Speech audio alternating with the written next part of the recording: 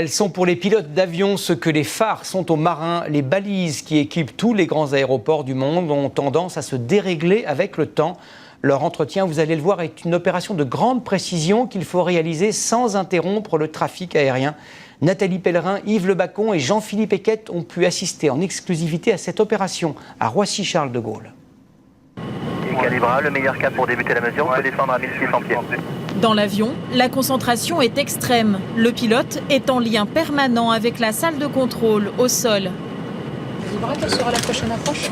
Au même moment, à l'arrière de l'avion, l'inspecteur de contrôle dirige les ingénieurs en bord de piste. Ok, je te prépare une alarme couverture ensemble unité. La mission pour tous les quatre, régler les balises d'atterrissage. C'est un dispositif exceptionnel. Ces balises servent à guider les avions à l'approche, un guidage latéral et vertical. Et la moindre imprécision serait dangereuse.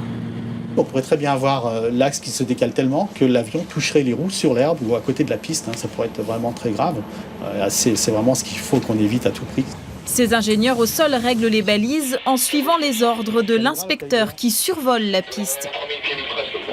On a un système de positionnement très précis, environ 10 cm de précision sur la position de l'avion, qui permet de déterminer si les signes des balises sont bons ou pas.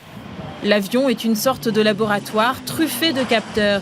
Il doit passer 30 fois au-dessus des pistes de Roissy et suivre 12 trajectoires différentes, en parallèle aux pistes de décollage et atterrissage, mais aussi en les traversant en perpendiculaire ou en effectuant des arcs de cercle, au milieu d'un trafic extrêmement dense.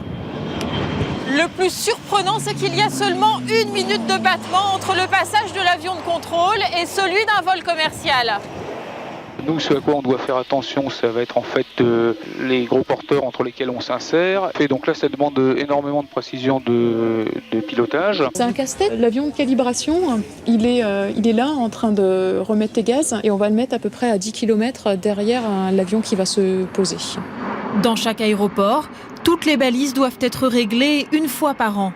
Après Roissy, celles de Rennes, Carcassonne et Bordeaux sont contrôlées cette semaine.